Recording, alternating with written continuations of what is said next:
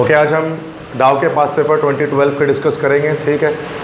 और ये जो पास पेपर्स हैं, तो इस साल चूँकि एमडी कैट भी प्रोविंशियल होने वाला है, तो उसके हवाले से ये एमबीबीएस के टेस्ट के लिए भी एप्लीकेबल है, ये बीडीएस के टेस्ट के लिए एप्लीकेबल है, या जो स्टूडेंट्स फार्म डी के लिए प्रिपरेशन कर रहे हैं कराची यूनिवर्सिटी में या फिर डाउ में या जेएसएमयू में उसके लिए, या फिर जो डीपीटी के लिए प्रिपरेशन कर रहे हैं, या फिर जो बीएस के डिफरेंट फील्ड्स के अप्लाई करने वाले हैं डाउ में या फिर केयू में या फिर जेएसएमयू में, तो उन सब के लिए ये जो है वो पास पेपर जो है वो यूज़फुल होंगे, ठीक है। चूँकि ये जो 2012, 13, 10 ये सब जो पास पेपर्स हैं ये डाउ खुद बनाया करती थी, तो ये प्रोविंशियल लेवल से हुआ करता था, इसमें कोई फेडरल या पंजाब बोर्ड नहीं होता था। पीएमसी जो थी लगातार, तो उसमें फिर फेडरल बोर्ड की चीज़ें आज शामिल होती थी, ये पूरा सिंध बोर्ड होता है जो भी हम कर रहे हैं, ठीक है। तो इंग्लिश का पोर्शन सबसे पहले स्टार्ट होगा, ठीक है। तो फर्स्ट क्वेश्चन हमारे पास है, that is identify the word और phrase that needs to be changed for the sentence to be correct, that is spotting error जिसको हम कहते हैं। तो this is the first sentence, he brought down the tiger with his first shot, no error. तो इसमें क्या error आपको इस सेंटेंस के अंदर मिल जाए in the first sentence, he brought down the tiger with his first shot, उसने अपनी पहली बारी में जो है वो चीते को या शेर को मार गिराया।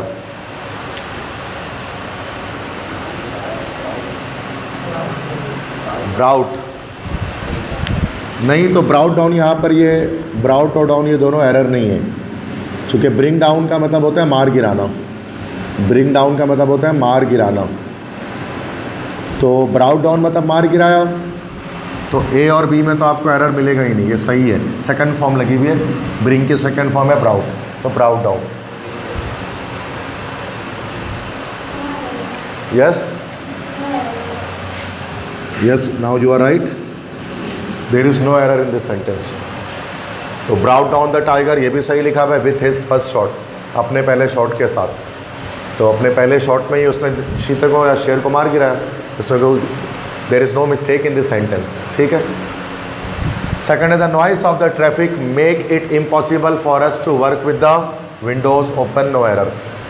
यहाँ पर सब्जेक्ट वर्ब अग्रीमेंट का एक मसला आ रहा है, तो आपने तो पढ़ा हुआ है सब्जेक्ट वर्ब अग्रीमेंट, आप बता सकते हैं।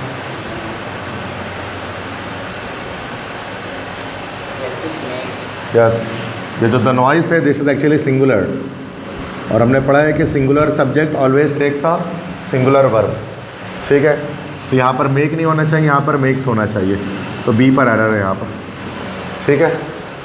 सो this is how the errors are spotted. First में कोई एरर नहीं था, सेकंड में एरर हमारे पास जो एरर आया है वो जिस टॉपिक से आया उस टॉपिक का नाम है सब्जेक्ट वर्ब अग्रीमेंट। तो मैंने इसका लेक्चर अपलोड किया हुआ है, अगर आपने नहीं ली इसकी क्लास तो फिर आप इस लेक्चर को जाकर देखेंगे सब्जेक्ट वर्ब अग्रीमेंट की, तो आपको समझ में आ जाएगा किस तरह से यहाँ एरर स्पॉट हुआ है, ठीक है। नेक्स्ट क्वेश्चन है, complete the sentences by choosing the most appropriate word from the given letter choices A to E below each, मतलब ब्लैंक्स फिल करना है आपको एक करेक्ट वर्ड से। तो फर्स्ट है, he got off his bicycle and dash it through the gate, मतलब वो अपने साइकिल से उतरा और उसने अपनी साइकिल को दरवाजे से गुजारा, मतलब साइकिल के साथ वो चलते हुए दरवाजे के पार हो गया। अब यहाँ पर डैश में क्या आएगा? Yes right, the C option is correct, wheeled, क्योंकि साइकिल के साथ जब लेकर जाते हैं तो व्हील्ड मतलब पहिए से चलते हुए वो जाएगा ना वहाँ से, तो वॉक नहीं होगा क्योंकि साइकिल को साथ लेकर गया, तो wheeled it through the gate. तो जब आप साइकिल में बैठ के जब पाँव मार रहे होते हैं तो that is called you are riding, ठीक है। अगर आप ऐसे चलाते हुए चले जाएँ तो एक्चुअली यू आर व्हीलिंग, ठीक है।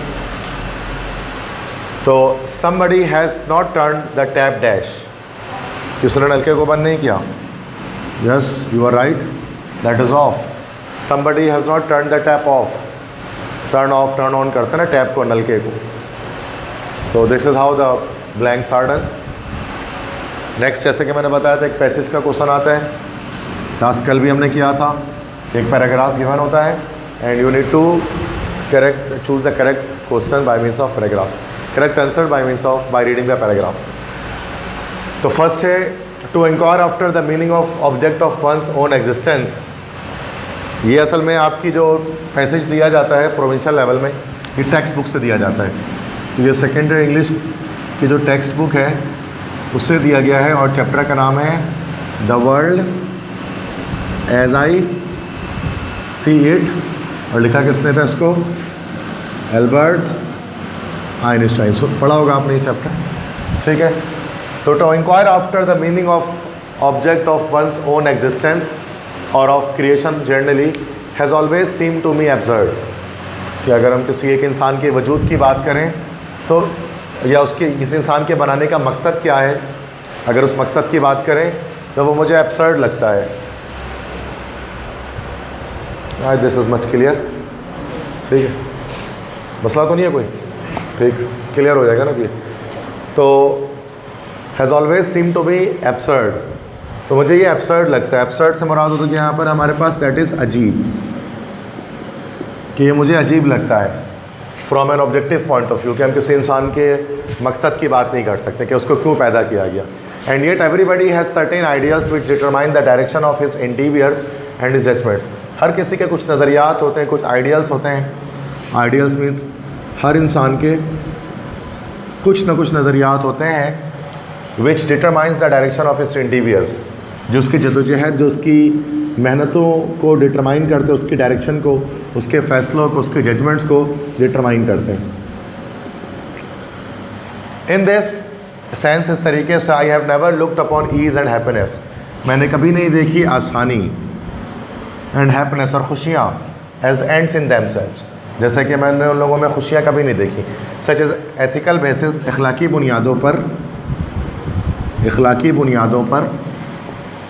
I call more proper for a hard of swine, मुझे वो एक हार्ड ऑफ स्वाइन लगते हैं। स्वाइन मतलब लाइक जानवर का नाम है खिंजीर, उसको स्वाइन कहा जाता है। वो एक जानवरों का झुंड है, इसके अलावा और कुछ नहीं है। The ideals which have lighted me on my way and time after time given me new courage to face life cheerfully have been truth, goodness and beauty. Einstein कहते हैं कि ट्रूथ, गुडनेस एंड ब्यूटी, सच्चाई, अच्छाई और खूबसूरती, ये तीन हैं जिन आइडियल्स ने मुझे मेरे पाथ को एनलाइटन किया है, जिसमें मैं बिलीव करता हूँ। सच्चाई, अच्छाई और खूबसूरती। Without the sense of fellowship with man of like mind, of pre occupation with the objective that eternally unattainable in the field of art and scientific research, life would have been seemed to me an empty। कह रहे हैं कि जब तक हम कोई scientific research ना करें, जब तक हम दुनिया के बारे में समझें ना, तो मेरे लिहाज से तो ज़िंदगी खाली है।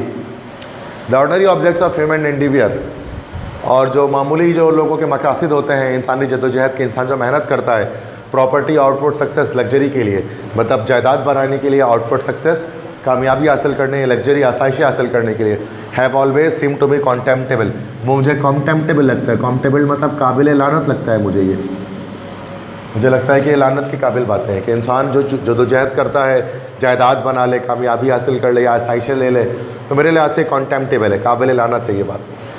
मतलब यहाँ पर कह रहे हैं कि इंसान की ज़िंदगी का मकसद, उसके बारे में सोचना बेकार है कि what is the meaning of one's life, ठीक है, पहली चीज़ तो ये। उसके बाद दूसरी बात ये कह रहे हैं कि मुझे जिन आइडियल्स ने मुझे अप्रिशिएट किया है, जिसको मैंने एडमायर किया, वो है ट्रूथ, गुडनेस एंड ब्यूटी, अच्छाई और खूबसूरती, और यही चीज़ सबसे ज़रूरी है। और जो लोग नॉर्मली जद्दोजहद करते हैं किसके लिए भाई, जायदाद बनाने के लिए या फिर आउटवर्ड सक्सेस, एक बैरूनी कामयाबी हासिल करने के लिए कि लोगों के दरमियान उनकी वाह हो इस चीज़ के बारे में, या लग्जरी हासिल करने के लिए, आसाइशें हासिल करने के लिए, तो ये मुझे कॉन्टेम्प्टेबल चीज़ लगती है कि ये लानत वाली चीज़ है, इसमें लानत भेजता हूँ। मुझे लगता है कि ये चीज़ ठीक नहीं है। तो ये पैसेज हमने उसको एनालाइज़ कर लिया। अब क्वेश्चंस देखते हैं क्या पूछ रहे हैं। आसान है सवालात। कि क्वेश्चन 5 है कि the author of the passage followed which of the following objectives, कि जो पैसेज के ऑथर है वो क्या कहते हैं कि मैं कौन से 3 ऑब्जेक्टिव्स को फॉलो करता हूँ। तीनों को ट्रूथ, गुडनेस एंड ब्यूटी, मतलब डी ऑप्शन करेक्ट होगा ना यहाँ पर, 1, 2 and 3 only, truth, goodness and beauty. इसको मेरे आइडियल्स है जिसको मैं फॉलो करता हूँ। Which of the following is contemptible for the author, author क्या कह रहे हैं, कौन सी चीज़ काबिल लानत है। ऑप्शन ए ट्रूथ, नहीं sorry, option B property, outward success and luxury. ठीक है, तो दैट्स वेरी इजी, मतलब सिंपल, आप एक बार पढ़ लेंगे आपको पता लग जाएगा पैसेज। नेक्स्ट है कि आपको सिनोनिम्स हैं, 2 सिनोनिम्स आपके पास हैं, विच के choose the word most similar in meaning. तो यहाँ पर you need to tell about the synonym, ठीक है, मीन्स मुतरादिफ के फ्राइट, एक FREIGHT, देखो एक होता है FRIGHT फ्राइट, इसका मतलब होता है खौफ या डर, तो ये इसकी स्पेलिंग डिफरेंट है, ये FREIGHT है, इसको फ्रेट पढ़ते हैं, दिस इज़ फ्रेट, ठीक है। आपने पढ़ा होगा नॉर्मली कंपनीज़ के बारे में, फ्रेट फॉरवर्डिंग कंपनी पढ़ा है कभी? कौन सी कंपनी होती है freight forwarding? Freight forwarder, shipping companies इसको हम कहते हैं। इंपोर्ट एक्सपोर्ट जो करती हैं किमाड़ी वगैरह में आपने देखा होगा कि वो कंटेनर्स को इधर से उधर ट्रांसफ़र करने के लिए जो फ्रेट फॉरवर्डिंग कंपनीज होती हैं, शिपिंग कंपनीज इंपोर्ट एक्सपोर्ट के लिए, ठीक है, सुना होगा आपने इसका नाम, बहुत सारे लोग जॉब करते हैं इस पर, ख़ासतौर पर वाइस फार्फ कराची में और जो किमाड़ी वगैरह में। अब फ्रेट फॉरवर्डिंग से मुराद वो सामान वगैरह लेकर इधर से उधर जाते हैं, तो इसका ऑप्शन बी करेक्ट होगा, luggage, C you are right, क्योंकि लगेज को फॉरवर्ड करते हैं ना, वो सामान को इधर से उधर फॉरवर्ड करते हैं, तो ये फ्रेट है, फ्राइट ये है, this is freight, freight forwarding, तो यहाँ से याद कर लो। हार्डशिप, हार्डशिप कहते हैं मेहनत, मुशक्क़त या परेशानियाँ, suffering, yes right, D option correct, suffering मतलब मुसीबत, ठीक है, दैट्स ओके। तो ये सिनोनियम से मतलब सेम मीनिंग्स को हमें लिखना है इसमें, ठीक है। नेक्स्ट है कि दो क्वेश्चंस हैं, अपोजिट्स आपको लिखने, you need to write the opposites, मतलब वर्ड्स और phrase that are opposite in the meaning. तो एंटोनिम्स मतलब आपको लिखना है, एंटोनिम्स। नेग्लिजिबल, नेग्लिजिबल किससे कहते हैं? ना होने के बराबर, मतलब इतना कम कि वो ना होने के बराबर है, बोलते हैं ना नेग्लिजिबल अमाउंट है, क्या बोल सकते हैं नेग्लिजिबल को? बहुत थोड़ा सा अमाउंट नहीं, सिग्निफिकेंट तो एक ज़्यादा अमाउंट हो गया, सिग्निफिकेंट मतलब होता है, अच्छा सॉरी, हमें क्या लिखनी है? अपोजिट ही तो लिखना है, yes you are right, significant, हाँ सिग्निफिकेंट हो गया मतलब ज़्यादा, ठीक है, सिग्निफिकेंट अमाउंट मतलब ज़्यादा अमाउंट। एलिगेंट, एलिगेंट का मतलब खूबरू होता है, लाइक डिसेंट, वो तो अच्छी चीज़ है ना, एलिगेंट को इंसान है अगर तो डिसेंट है, तो अनअट्रैक्टिव हो जाएगा ना फिर वो, अनअट्रैक्टिव मतलब एलिगेंट जो देखने में अच्छा लगे पुरकशिश, और एलिगेंट मतलब और मतलब अनअट्रैक्टिव जो पुरकशिश ना हो, जिसमें कशिश ना हो।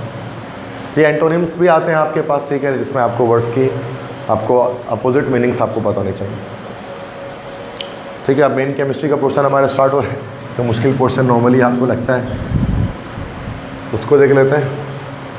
तो फर्स्ट है, तो ये 41 क्वेश्चन से स्टार्ट हो रहा है, चूँकि फिजिक्स का पोर्शन मैं छोड़ रहा हूँ, दैट्स वाई, ठीक है, वो मैं नहीं कराऊंगा आपको।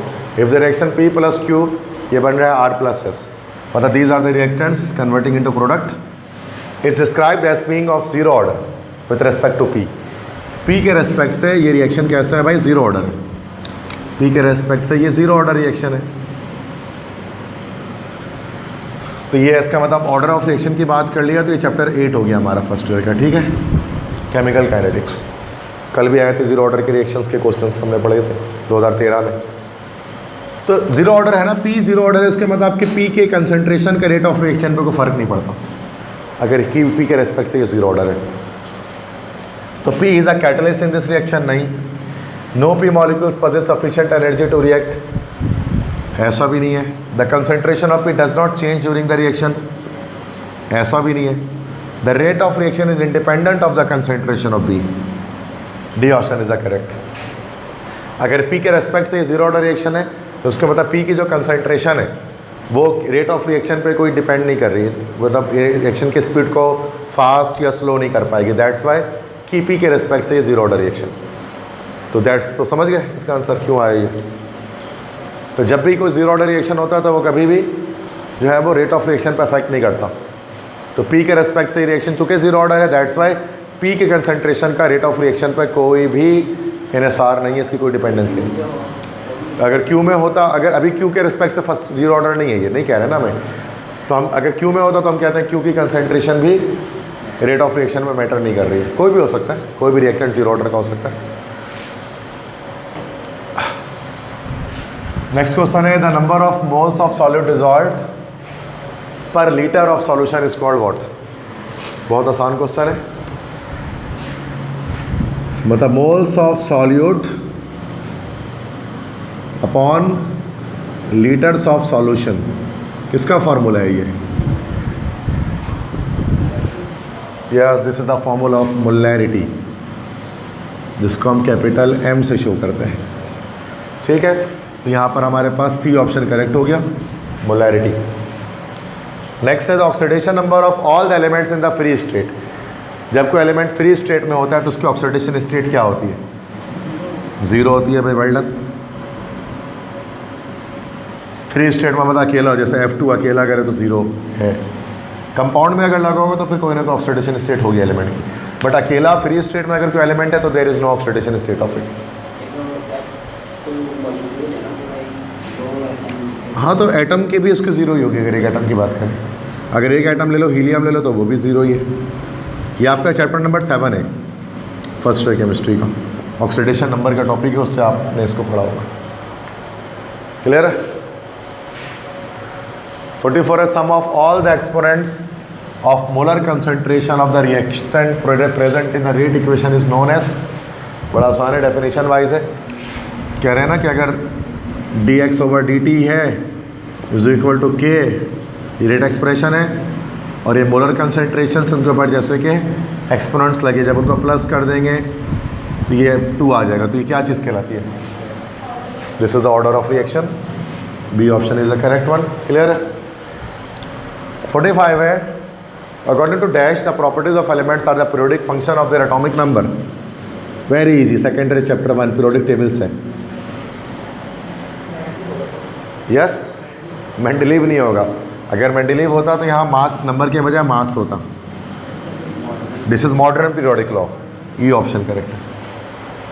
मेंडलीव ने कहा था कि physical and chemical properties of elements are the periodic function of their atomic masses. आप केमिस्ट्री नहीं पढ़ाते हो? क्या पढ़ाते हो? अच्छा, 9 नहीं पढ़ाते, मतलब 9 क्लास नहीं, आप सही 9 पढ़ाओगे ना तो आपको ये चीज़ आ जाएगी। अच्छा, अगले ईयर से। नेक्स्ट क्वेश्चन नंबर 46 है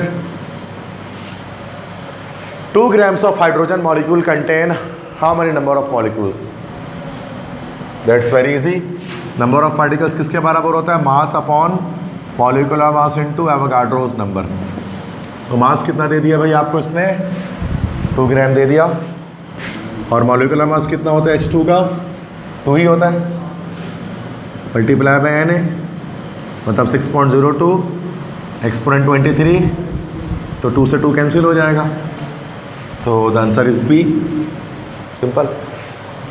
47 है comparative rates of diffusion of helium and sulphur dioxide. तो ये चैप्टर नंबर 2 है फर्स्ट ईयर का, और टॉपिक हमारे पास क्या है? That is Graham's law, Graham's law of diffusion. उसमें आपको पता है रेट ऑफ डिफ्यूजन निकालने का फॉर्मूला था हमारे पास, RA/RB equal to under root, याद है ऐसा कुछ फॉर्मूला? MB/MA। तो यहाँ पर हमें निकालना है हीलियम और सल्फर डाइऑक्साइड गैस की। तो SO2 गैस ऊपर हो जाएगा, हीलियम गैस नीचे हो जाएगी। ठीक है, भारी वाला हमेशा ऊपर होता है। तो SO2 का हो गया 64 मॉलिक्यूलर वेट, और हीलियम का हो गया 4। 2 हो गया, 32 हो गया, और 2 हो गया, और 16 हो गया। 16 का रूट क्या निकला? 4 निकला। तो इसका मतलब हीलियम गैस सल्फर डाइऑक्साइड के मुकाबले में 4 टाइम्स फास्टर डिफ्यूज़ करेगी। This is the C option. तो ये फॉर्मूला इसके अंदर लगा। This is called Graham's law of diffusion, RA/RB equal to under root MB/MA। बस याद रखना है कि रूट में ऊपर जो वैल्यू होनी चाहिए वो हाई, बड़ी वैल्यू होनी चाहिए हाई मॉलिक्यूलर मास, नीचे जो वैल्यू होगी वो स्मॉल मॉलिक्यूलर मास की होगी। ठीक है भाई। विस्कोसिटी की यूनिट क्या होती है? चलो भाई, गुड, सही बात है आपने। तो यूनिट ऑफ विस्कोसिटी, ये चैप्टर 2 है, ये भी फर्स्ट ईयर का। तो विस्कोसिटी की यूनिट होती है पॉइस। ठीक है, डी ऑप्शन। और पॉइस किसके नाम पर? एक साइंटिस्ट था जिसका नाम था पॉइज़ेल, उसके नाम पर यूनिट आई है पॉइस। ठीक है, तो poised is the unit of viscosity. And what is viscosity? Viscosity के बारे में पढ़ा होगा। दिस इज फ्लूइड फ्रिक्शन, है ना भाई। जब फ्लूइड को resistance to flow in a liquid is called viscosity. Next है the maximum possible number of electrons a shell can accommodate is given by, ये बोहर्स फार्मूला है कि एक शेल में कितने इलेक्ट्रॉन्स आएंगे हमें कैसे पता लगेगा। नंबर ऑफ शेल अगर n हो, ये C option 2n²।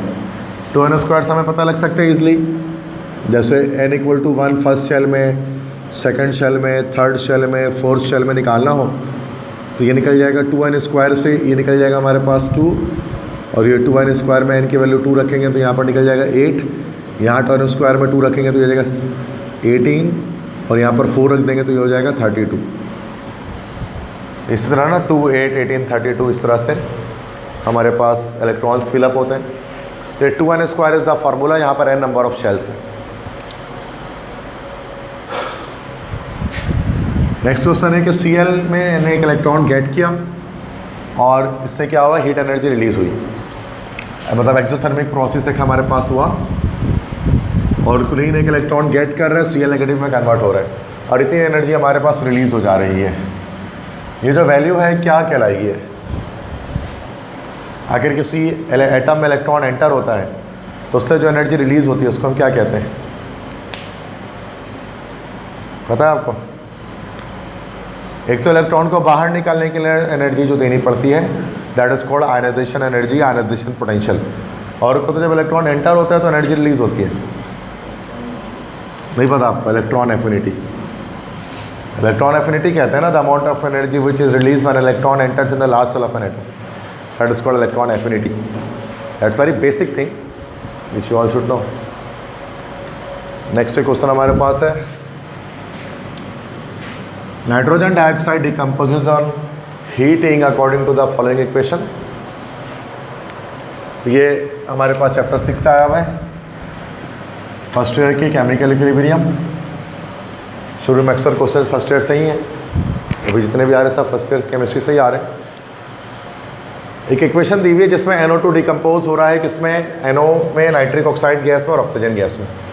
When 4 moles of nitrogen dioxide were put into a 1 dm³ container and heated to a constant temperature, the equilibrium mixture contained 0.8 mole of oxygen. What is the numerical value of equilibrium constant Kc at the temperature of the experiment? देखिए मैं इसका क्या होता है कि इसके लिए हमारे पास इनिशियली कह रहे हैं कि 4 मोल नाइट्रोजन डाइऑक्साइड को डिकम्पोज किया जा रहा है 1 dm³ कंटेनर में और उसको हीट किया जा रहा है कांस्टेंट टेम्परेचर पर, और इक्विलिब्रियम मिक्सचर में 0.8 मोल ऑक्सीजन गैस के मौजूद हैं। आप बताइए Kc की वैल्यू क्या निकलेगी उसके अंदर, ठीक है? तो हमें इसमें आइस टेबल बनानी पड़ती है। आइस टेबल कैसे बनेगी? 2NO2, ये बन रहा है 2NO प्लस ऑक्सीजन, तो 2।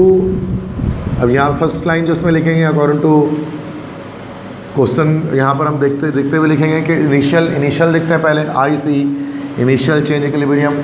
इनिशियली कह रहे हैं कि 4 मोल यूज़ कर रहे हैं और ये 0 होगा शुरू में इनिशियली।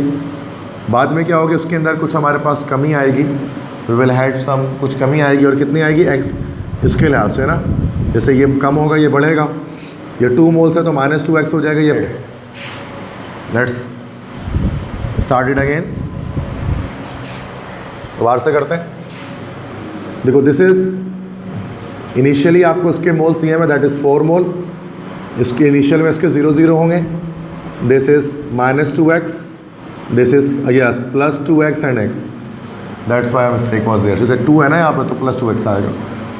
नाउ 4 - 2x, 2x और यहाँ पर x आ गया, तो ये बढ़ेगा, ये प्रोडक्ट है ये। तो अब यहाँ पर x की वैल्यू हमारे पास क्या दी हुई है? 0.8, ये हमारे पास हो जाएगा 2 × 0.8 और ये जाएगा 4 - 2 × 0.8, यह हो जाएगा 4 - 2 × 0.8 हमने किया 1.6 और ये जाएगा 2.4, ठीक है?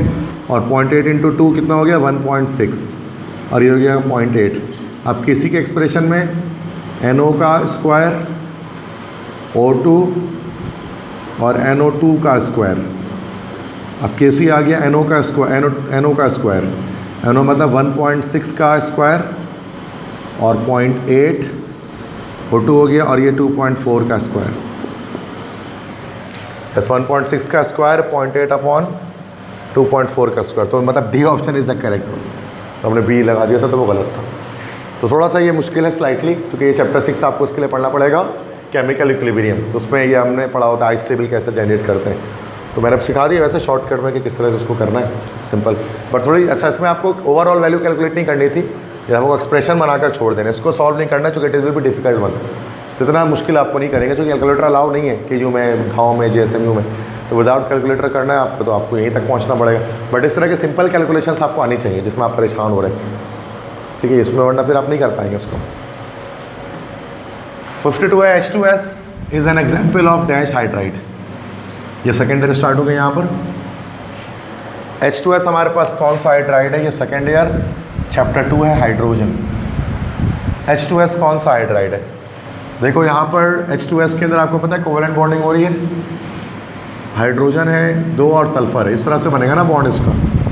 चूँकि इसके अंदर कोवेलेंट बॉन्डिंग है, दैट्स वाई H2S हमारे पास एक कोवेलेंट हाइड्राइड है।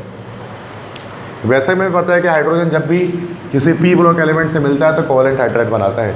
और आप जानते हैं सल्फर ग्रुप 6 का एलिमेंट है और 6 ग्रुप का एलिमेंट हो तो असल में P ब्लॉक एलिमेंट है, and P block elements always form covalent hydrides, that's why this answer is correct one, ठीक है। नेक्स्ट कह रहे हैं कि the formula of rock salt, rock salt का फॉर्मूला क्या होता है, रॉक सॉल्ट किसे कहते हैं, नमक को ही कहते हैं, NaCl। इसको रॉक सॉल्ट भी कहते हैं, इसको टेबल सॉल्ट भी कहते हैं, इसको कॉमन सॉल्ट भी कहते हैं, इसको सोडियम क्लोराइड भी कहते हैं, और इसी को हलाइड भी कहा जाता है। तो ये सारे के सारे नाम बच्चों NaCl के हैं, नमक के हैं। All these are the names of NaCl, ठीक है बच्चों। Next is the for the reaction this where X is halogen, अगर ये रिएक्शन है X एक हैलोजन है, if M is metal is more likely to be, M कौन सा मेटल होगा, मतलब M + X2 हो रहा है, MX बन जाए। देखो सिंपल सी बात है, M की X की वैल्यू -1 है, अब ये +1 है, तभी तो कट जा रहा है और नीचे कोई भी नंबर नहीं आ रहा है इसमें। तो ये M हमारे पास कोई भी ऐसा मेटल है जिसका किसकी +1 वैलेंसी हो, मतलब ये ग्रुप 1A का मेटल है। ग्रुप 1A से मुराद के हमारे पास this is an alkali metal, तो this is an alkali metal, ये भी ऑप्शन यहाँ पर होगा। चूँकि आप देखो ना, आप इसको इस तरह देख लो कि Na + Cl2 NaCl, यही वाली बात हो रही है ना भाई, ये हो गया M और ये हो गया X2 और ये बन रहा है MX, सही है। अगर ये अल्कलीन अर्थ मेटल होता तो यहाँ पर MX2 हो जाता, फिर ये तो वैलेंसी +2 इंटरचेंज हो रही होती यहाँ पर आके, तो फिर हम अल्कलीन अर्थ मेटल लगा लेते, सही है। That's an easy question, this is really an easy question, ठीक है, बहुत आसान, इसको गलत कोई नहीं कर सकता इस क्वेश्चन को। मुश्किल जहाँ पर आएंगे मैं बताऊँगा आपको, this is the difficult question जिस पे आपको मेहनत करनी पड़ेगी। इससे पिछला सवाल जो किया है वो मुश्किल था, वरना ये सब तो डायरेक्ट आंसर देने वाले हैं सेकंडों में। Which one is not true for H2SO4, कौन सी बात H2SO4 के लिए ठीक नहीं है, क्या नहीं है सल्फ्यूरिक एसिड, क्या वो एसिड नहीं है, एसिड तो है, क्या वो ऑक्सीडाइजिंग एजेंट नहीं है सल्फ्यूरिक एसिड, H2SO4 बहुत अच्छा ऑक्सीडाइजिंग एजेंट है। नाइट्रेटिंग एजेंट नहीं है सल्फ्यूरिक एसिड, वो असल में नाइट्रिक एसिड होता है, this is a nitrating agent. Dehydrating agent भी है सल्फ्यूरिक एसिड, वाटर रिमूव कर सकता है, और सल्फोरेटिंग एजेंट भी है, सल्फोनेशन के लिए इस्तेमाल किया जाता है बेंजीन वगैरह की, सिर्फ नाइट्रेशन नहीं करता। नाइट्रेटिंग एजेंट हमारे पास नाइट्रिक एसिड होता है, HNO3, क्लियर है। 56 transition elements and there compounds are commonly used as catalyst due to dash. This is from second year chapter number 5 D block elements और ट्रांजिशन एलिमेंट्स। ट्रांजिशन एलिमेंट्स को catalyst के तौर पे इस्तेमाल किया जाता है, जैसे निकल, प्लैटिनम, पैलेडियम। क्यों इस्तेमाल किया जाता है कैटलिस्ट के तौर पे, why, what will be the answer, involvement of inner d orbitals due to the presence of unpaired electron, DD transition of elements, variable oxidation state, suitable surface area, B कह रहे हो आप, D कह रहे हो आप, सब गलत कह रहे हैं। Involvement of inner D orbitals की वजह से, involvement of inner D orbitals की वजह से इनके अंदर वेरिएबल ऑक्सीडेशन स्टेट्स आते हैं, वेरिएबल ऑक्सीडेशन स्टेट्स आते हैं due to the presence of unpaired electrons. Unpaired electrons की प्रेजेंस की वजह से, अनपेयर्ड इलेक्ट्रॉन्स की प्रेजेंस की वजह से इनके अंदर मैग्नेटिक बिहेवियर आता है, मैग्नेटिक बिहेवियर आता है, ठीक है। और डी ट्रांजिशन ऑफ इलेक्ट्रॉन्स के बारे में कल पढ़ाया था। डी ट्रांजिशन मतलब E2G से T2G से EG transition crystal field theory के अकॉर्डिंग। तो ये हमारे पास क्या करता है, इसकी वजह से क्या करते हैं, जो ट्रांजिशन एलिमेंट्स होते हैं दे फॉर्म कलर्ड कंपाउंड, उसकी वजह से कलर्ड कंपाउंड फॉर्मेशन होती है डी ट्रांजिशन की वजह से। वेरिएबल ऑक्सीडेशन स्टेट तो खुद एक प्रॉपर्टी इसकी है, ये involvement of inner D orbitals की वजह से होती है। ये चारों गलत हो गए। सूटेबल सरफेस एरिया, एक सूटेबल सरफेस एरिया प्रोवाइड करते हैं रिएक्शन को होने के लिए। लेट्स से अगर आपको हाइड्रोजनेशन करनी होती है घी की, मतलब ऑयल को घी में कन्वर्ट करना है, तो आपने निकल का कैटलिस्ट इस्तेमाल किया होता है, जैसे कि दिस इज़ द निकल कैटलिस्ट Na। अब आपको पता है कि इसके अंदर जो ट्रांजिशन मेटल्स होते हैं, इसके अंदर छोटे छोटे पोर्स होते हैं, कल बताया था, इंटरस्टिशियल स्पेसेस या वॉइड्स। अब उनमें क्या होता है कि ये इस सरफेस के ऊपर हाइड्रोजन गैस एब्जॉर्ब हो जाता है, बड़ी तादाद में H2 गैस एब्जॉर्ब हो जाती है। फिर जब उसको हीट करते हैं तो एटॉमिक हाइड्रोजन बाहर आता है इसके अंदर से। इससे क्या होता है कि जो हाइड्रोजनेशन का प्रोसेस है वो फास्ट हो जाता है, like hydrogenation of oil to form ghee, या फिर किसी भी चीज़ के अल्कीन्स या अल्काइंस के हाइड्रोजनेशन, इनका प्रोसेस फास्ट हो जाता है। तो डी ब्लॉक एलिमेंट्स क्या करते हैं, ट्रांजिशन एलिमेंट्स क्या करते हैं कि ये एक सूटेबल सरफेस एरिया प्रोवाइड करते हैं रिएक्शन को होने के लिए।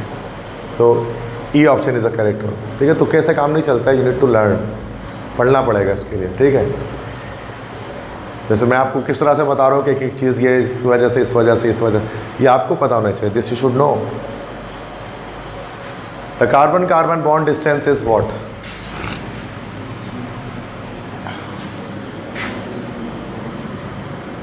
कार्बन कार्बन के बीच का सिंगल बॉन्ड का डिस्टेंस क्या होता है, देखो सबसे ज़्यादा होता है,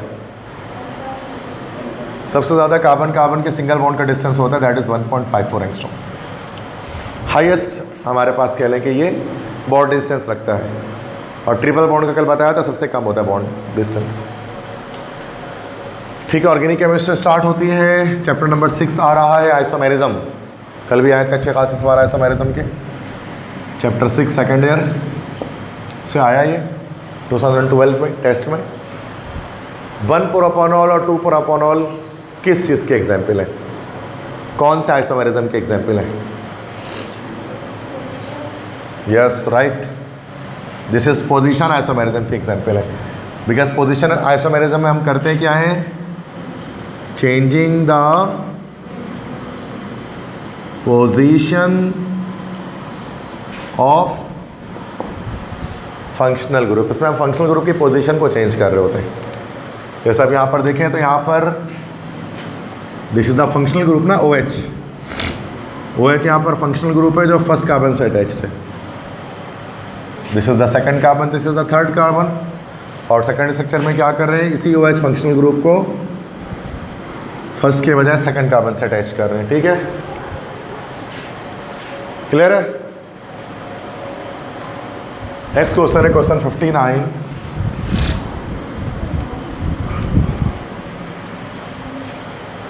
this is CH3 triple bond CH3, ये आपको दे दिया गया है। दिस इज इथाइन, इथाइन का सिल्वर नाइट्रेट से रिएक्शन कर रहे हैं। सिल्वर नाइट्रेट को हम लोग लूनर कास्टिक भी कहते हैं,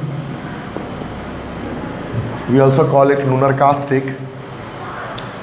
तो जब इथाइन का रिएक्शन लूनर कास्टिक से कर रहे हैं तो यहाँ पर क्या हो रहा है कि हाइड्रोजन इसका निकल जा रहा है हमारा, और इसमें आकर सिल्वर आकर अटैच कर जा रहा है, और हाइड्रोजन जाके इधर अटैच हो जा रहा है, तो सिल्वर बन जा रहा है, उसके बाद नाइट्रिक एसिड अलग हो जा रहा है। तो इस कंपाउंड को हम लोग कह सकते हैं सिल्वर एसिटाइलिड, सिल्वर एसिटाइलिड, और यही हमारे पास कहलाता है this is also called white solid, ठीक है। Represent test property of acetylene, acetylene is the common name of ethyne. ये एथाइन की कौन सी प्रॉपर्टी को शो कर रहा है, देखो पता है वैसे आपको? Yes, you are right, this is showing acidic property. असल में H प्लस लॉस हो रहा है, जब भी H प्लस लॉस होता है तो एसिडिक प्रॉपर्टी होती है। तो ये इथाइन की एसिडिक प्रॉपर्टी को शो कर रहा है कि एसिटाइलिन या इथाइन एसिडिक in नेचर होते हैं, चूँकि वो अपना H प्लस लॉस कर देते हैं। तो ये H प्लस निकल रहा है, H प्लस कोई भी कंपाउंड लॉस करेगा तो उसका एक एसिडिक नेचर आएगा, ठीक है। तो एसिडिक प्रॉपर्टी शो कर रही है, सही है। Next is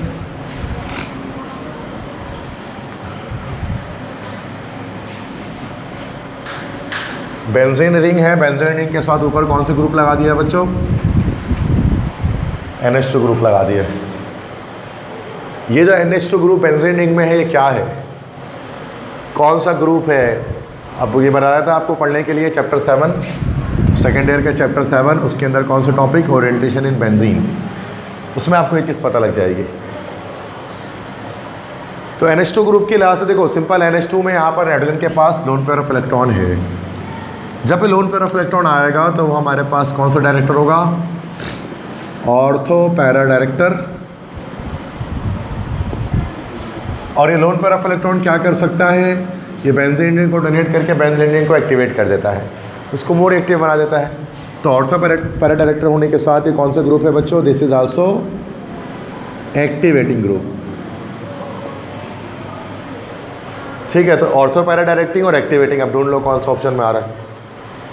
ortho para directing and activating, C option.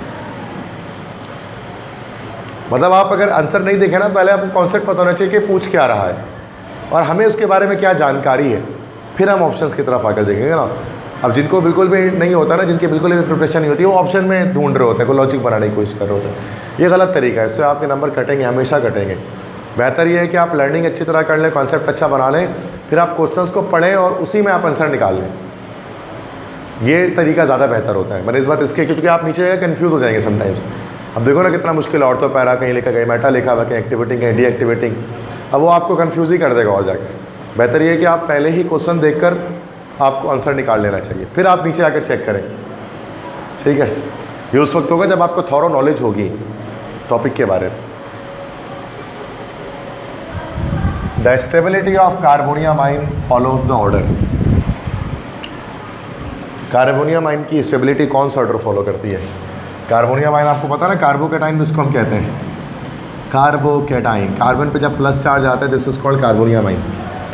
Stability देखो, जितना ज़्यादा रेडिकल चारों तरफ अटैच होगा कार्बोकैटायन के ना, उतना ज़्यादा वो स्टेबल होगा, स्टेरिक हिंड्रेंस प्रोड्यूस हो जाएगी जैसे है। जैसे मिसाल के तौर पे कार्बन है ना, अब अगर कार्बन के 3 तरफ रेडिकल्स अटैच्ड हैं, तो ये जो कार्बोकैटायन होगा this will be the most stable, क्योंकि ये तीनों तरफ जो है ना बल्कि पार्ट्स जो अटैच होंगे, ये इसको रिएक्शन से रोकेंगे, तो ये स्टेबिलिटी बढ़ जाएगी। तो सबसे ज़्यादा स्टेबल ये है। मतलब इसको हम इस तरह से लिख सकते हैं R3C+, ऐसे। तो R3C+ क्या हो गया? तो उसके बाद पहले R3C+, फिर उसके बाद 2 रेडिकल्स होने चाहिए। मतलब इसके बाद कौन सा होगा कि सेकेंडरी है, ये हमारे पास हो गया, उसको हम लोग टर्शरी बोलते हैं या 3 डिग्री बोलते हैं ना उसको। उसके बाद कौन सा आएगा हमारे पास? 2 डिग्री या फिर सेकेंडरी, जिसको हम इस तरह लिख सकते हैं कि R2CH+,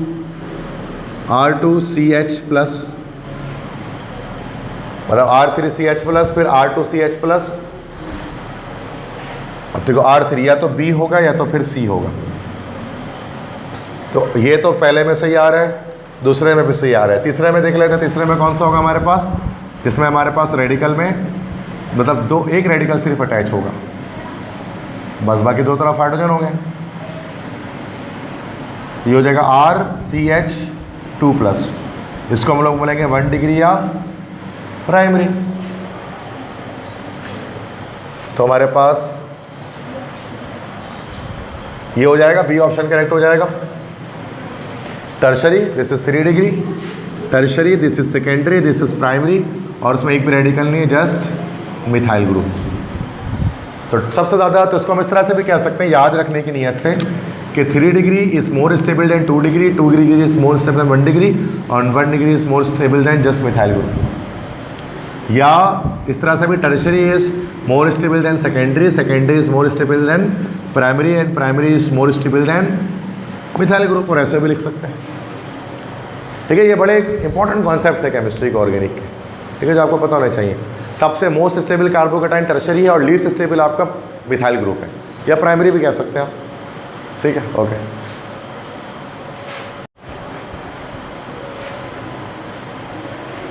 ठीक है भाई, क्लियर है यहाँ तक? नेक्स्ट क्वेश्चन हमारे पास है RMGX।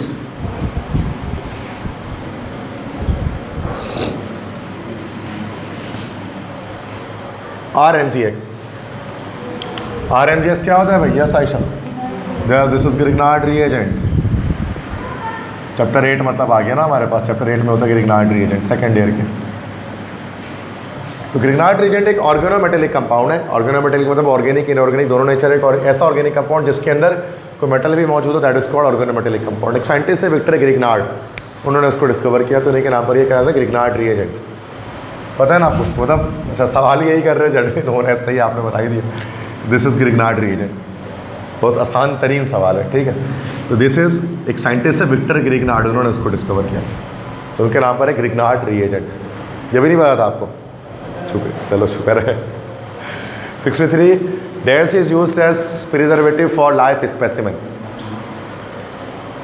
मतलब बायोलॉजिकल प्रिजर्वेटिव के तौर पे किसको इस्तेमाल करते हैं? जैसे बायोलॉजी वगैरह के लैब में होता है ना, मेंढक वगैरह को एक लिक्विड में डाल के रखा होता है, चीर फाड़ के उसको डायसेक्शन करके। मैं तो इंजीनियरिंग का, तो लोग सब मेडिकल का, मुझे नहीं पता इतना, लेकिन जो मेंढक वगैरह जो होता है ना, जितने भी, तो उनको एक लिक्विड में रखा गया होता है ना। वो लिक्विड क्या होती है? किस लिक्विड में रखते हैं?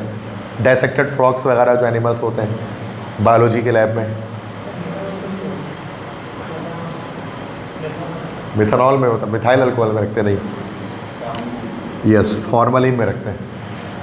फॉर्मलिन, फॉर्मलिन क्या होता है? जो फॉर्मलिन असल में is a 40% solution of formaldehyde.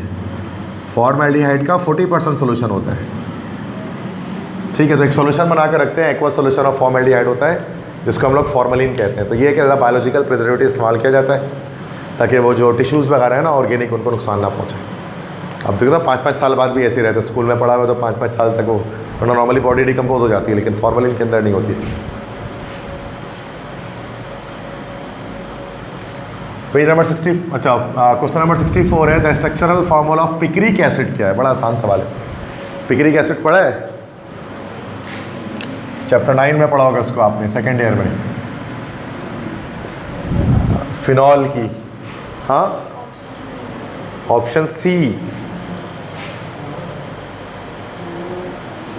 This is option E, this is picric acid. इसी को हम लोग कहते हैं 2,4,6, क्योंकि नंबरिंग करेंगे तो 1 2 3 4 5 6, 2,4,6 ट्राई नाइट्रो फिनोल, और ये एज एन एक्सप्लोजिव इस्तेमाल किया जाता है धमाका खेज मवाद के तौर पे। 2,4,6 trinitrophenol, this is called picric acid. बहुत मशहूर सवाल था सेकेंडरी केमिस्ट्री का, ये स्ट्रक्चर में आया करता था अक्सर, पिक्रिक एसिड। ठीक है, 65 है कि dash is needed in thyroxine the hormones of thyroid glands.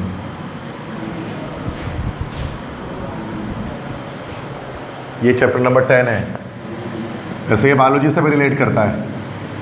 हाँ भाई पता है? यस, आयोडीन, बायो अच्छी है आपकी मतलब। तो आयोडीन, तो थायराइड ग्लैंड आपको पता है, यहाँ गले में थायराइड ग्लैंड एक होता है, थायराइड जिसको हम कहते हैं, ग्रोथ में मदद देता है ना, डेवलपमेंट ऑफ बॉडी में मदद देता है थायराइड। तो उसमें एक जो है थायरोक्साइन, एक हार्मोन होता है थायराइड ग्लैंड के अंदर। ग्लैंड्स आपको पता है कि वो हार्मोन्स प्रोड्यूस करते हैं, जो भी ग्लैंड्स होता है, बहुत सारे एंडोक्राइन ग्लैंड्स बॉडी में हैं जो डिफरेंट तरह के हार्मोन्स को सेक्रेट कर रहे होते हैं ना, अलग अलग किस्म के। तो जो थायराइड होता है गले में, तो वो क्या करता है बच्चों के, वो थायरोक्साइन प्रोड्यूस करता है, ये डेवलपमेंट और ग्रोथ ऑफ बॉडी में मदद देता है। अब ये जो थायरोक्साइन है, इसको ज़रूरत किसकी होती है? आयोडीन की ज़रूरत होती है। तो इसलिए बॉडी में आयोडीन होना चाहिए। तो आयोडीन मिला नमक इसलिए यूज़ करते हैं नॉर्मली, है ना, आयोडीन सॉल्ट यूज़ करते हैं ताकि वो थायराइड की कमी पूरी हो सके। और अगर थायराइड की कमी हो जाए बॉडी में तो कौन सी बीमारी होती है? डॉर्फिज्म, यस, आई थिंक उसको हम लोग कहते हैं ग्वाइटर। ग्वाइटर भी तो होता है ना, जो यहाँ से फूल जाता है ना, ग्वाइटर कहते हैं उसको, गिल्टी जिसको बोलते हैं, ठीक है। तो वो फुल मम्स वगैरह टाइप के हो जाते हैं फिर वो, तो वो ग्वाइटर हो जाता है उसको। बहुत मशहूर डिजीज़ है जो थायराइड की डिजीज़ को, थायराइड की बीमारी जिसको कहा जाता है। तो उससे बॉडी की ग्रोथ ही बहुत नॉर्मल हो जाती है, लेकिन इंसान आपको कभी एकदम मोटा ताज़ा 6 महीने बाद देखो तो पतला दिख रहा है, फिर 6 महीने बाद दोबारा मोटा दिख रहा है, तो वो थायराइड की उसमें ना वो डिस्टर्ब है उसका। अक्सर लोगों को हो जाती है थायराइड का मसला, तो आयोडीन की कमी से होता ही है, ठीक है भाई। ये तो बायो का सवाल हो गया देखा जाए तो।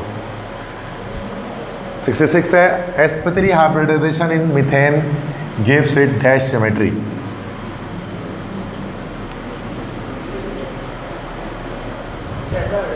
Yes, well done, tetrahedral geometry. जो मीथेन का टेट्राहेड्रल स्ट्रक्चर होता है इस वजह से, ठीक है ना। इस तरह से कार्बन होता है, हाइड्रोजन हाइड्रोजन हाइड्रोजन हाइड्रोजन, और ये बॉन्डिंग के लिए कितना होता है उसका 109.5 डिग्रीज का, ठीक है। 1 calorie is equal to dash joule, first year chapter 5 thermochemistry से है। 1 कैलोरी में कितने जूल होते हैं? 4.184 जूल होते हैं। तो 1 calorie is equal to 4.184 joule. अगर आ जाए, अगर ये सवाल आ जाएगा 1 calorie is equal to dash kilo joule, sorry kilo joule में कन्वर्जन, इसमें फिर हमें करना, मतलब 1 किलो कैलोरी, अगर ये आ जाए कि 1 kilo calorie is equal to dash joule, तो मल्टीप्लाई कर देंगे उसको 1000 से, तो ये हो जाएगा 4184 जूल। अगर किलो कैलोरी पूछ ले तो 1000 से मल्टीप्लाई कर देंगे, वरना जैसे ये होता है, ठीक है। 68 है कि the amount of heat provided to a system at constant pressure is equal to dash QP। This is also first year chemistry chapter number 5। First law of thermodynamics में आपने पढ़ी होगी एक pressure volume work equation, Q is equal to delta E plus P delta V। याद है ऐसे कुछ pressure volume work equation. इसमें अगर आपको कांस्टेंट प्रेशर का प्रोसेस दे दिया जाए, कांस्टेंट प्रेशर से मुराद क्या हो गया, या पहले कांस्टेंट वॉल्यूम करा देता हूँ। कांस्टेंट वॉल्यूम प्रोसेस दे दिया जाए, मतलब आइसोकोरिक प्रोसेस अगर आपको दे दिया जाए, आइसोकोरिक प्रोसेस, तो क्या हो जाएगा, जो डेल्टा V है, तो कांस्टेंट वॉल्यूम करने के लिए डेल्टा V क्या हो जाएगा हमारा, 0 हो जाएगा, चेंज तो आएगा नहीं। तो हमारे पास QV जो है वो किसके बराबर हो जाएगा, डेल्टा E के, चेंज इन एनर्जी के। लेकिन ये अगर आपको कांस्टेंट प्रेशर का प्रोसेस दिया जाए, कांस्टेंट प्रेशर से मुराद क्या हो गया हमारे पास कि आइसोबैरिक प्रोसेस अगर हमें दिया जाए, तो यहाँ पर हमारा QP जो आता है वो आता है डेल्टा H के बराबर, H2 minus H1। Delta H क्या होता है हमारे पास, that is enthalpy change, enthalpy change, ठीक है जी। तो कह रहे हैं कि जितना हीट आप प्रोवाइड करते हैं कांस्टेंट प्रेशर पर, मतलब आइसोबैरिक प्रोसेस पर, तो QP किसके बराबर होता है, डेल्टा H के, चेंज इन एंथैल्पी का। तो क्या आंसर हो गया, B। समझ गए, ये मैंने आपको एक्सप्लेन कर दिया कि कैसे आ रहा है ये सब। 69 है, AgCl है,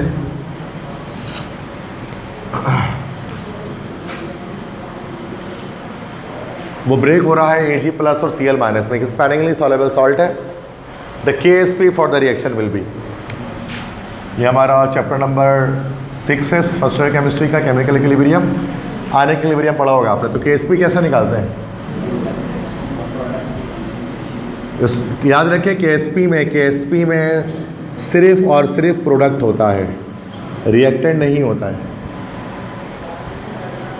सिर्फ प्रोडक्ट लिखेंगे तो क्या होगा आंसर, C हो जाएगा ना। फिर Kc में प्रोडक्ट अपॉन Kc जो होते हैं ना, Kc that is equal to concentration of product upon concentration of reactant.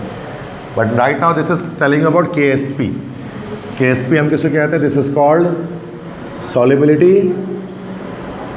याद आ रहा है कुछ, प्रोडक्ट। सब फलूदा बन गया तुम लोगों के दिमाग में आगे, टाइम हो गया ना पढ़े हुए, हो सकता है दैट्स।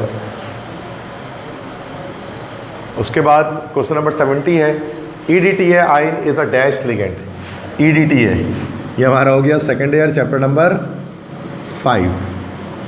तो EDTA क्या चीज़ होती है, ethylene diamine tetra acetate, EDTA, ये एक लिगेंड है ना भाई, दिस इज अ लिगेंड। अब कौन सा लिगेंड है इसके अंदर? ये मोनोडेंटेट, बाईडेंटेट, ट्राईडेंटेट। डेंटेट किसे कहते हैं? डेंटेट का मतलब होता है कि number of electron pairs donated by a ligand. एक लिगेंड जितना इलेक्ट्रॉन पेयर देता है बच्चों, उसको हम लोग कहते हैं दैट इज कॉल्ड डेंटिसिटी। अब EDTA कौन सा डेंटेट है, इसके लिए स्ट्रक्चर बना लेते हैं। EDTA के एथिलीन डायमाइन टेट्राएसीटेट का, this is ethylene, sorry this is ethylene diamine, दो नाइट्रोजन लगा दिए, टेट्राएसीटेट, CH3 COO minus, CH3 COO minus, और यहाँ पर भी CH3 COO माइनस, और यहाँ पर भी CH3 COO माइनस। This is structure of EDTA, ethylene diamine tetraacetate.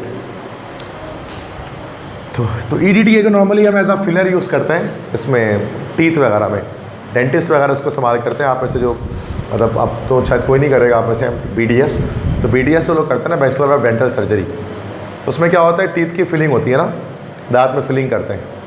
तो दांत में जो फिल करते हैं ना, वो फिलिंग जो करते हैं, मसाला भरते हैं, उसको मसाला बोलते हैं। तो वो मसाला ये होता है EDTA, इथाइलिन डाइअमाइन टेट्राएसीटेट, EDTA बोलते हैं उसको। ठीक है, अब EDTA जो हमारे पास है वो कौन सा, डेंटिसिटी क्या है उसकी देख लो। लोन पेयर देखो, नाइट्रोजन के पास एक लोन पेयर यहाँ पड़ा होगा, यहाँ पर एक लोन पेयर पड़ा होगा, तो एक यहाँ हो गया, दूसरा यहाँ हो गया। फिर नेगेटिव चार्ज भी इलेक्ट्रॉन पेयर डोनेट करते हैं, तो 3, 4, 5 और 6। तो ये हमारे पास हो गया लिगेंड कौन सा, hexa dentate ligand. Hexa dentate का मतलब इसकी जो डेंटिसिटी है वो कितनी आ गई हमारे पास बच्चों, 6 आ गया। 6 इलेक्ट्रॉन पेयर दे सकता है किसी भी सेंट्रल मेटल एटम को जब उसके साथ जुड़ेगा। बट यहाँ तो हेक्साडेंटेट का ऑप्शन नहीं है, लेकिन मोनोडेंटेट और बाईडेंटेट के बाद अगर 3 से ज़्यादा, 3, 4, 5, 6, तो पॉलीडेंटेट लिगेंड कहलाता है वो। ये आपको पता है सेकेंडरी में भी आया होगा आपके, this is polydentate ligand, 10 year में अच्छा खासा होता है ना ये सवाल। तो दिस इज़ पॉलीडेंटेट लिगेंड या मल्टीडेंटेट लिगेंड जिसको हम कहते हैं। ठीक है, तो EDTA एक पॉलीडेंटेट लिगेंड है। ठीक है, so that's it, that's are all the questions of 2012 जो DOHS के जो हमारे पास डाउ यूनिवर्सिटी के पास पेपर है 2012 का। कल हमने 2013 किया था, आज 2012। इस तरह से हम कुछ पास पेपर्स को करेंगे, क्योंकि मैं 1 बाय 1 लेक्चर, सब जाहिर सी बात है कि आपको नहीं बता रहा। मैं चाह रहा हूँ कि आप पास पेपर से ओवरऑल कोर्स का अहाता करते रहो, लेकिन तैयारी होती रहे, वरना आपको लगेगा कि कुछ चैप्टर्स हुए। अभी ऐसा क्या कि सारा एक साथ हम रिपीट कर ले रहे हैं। क्लियर है यहाँ तक बात?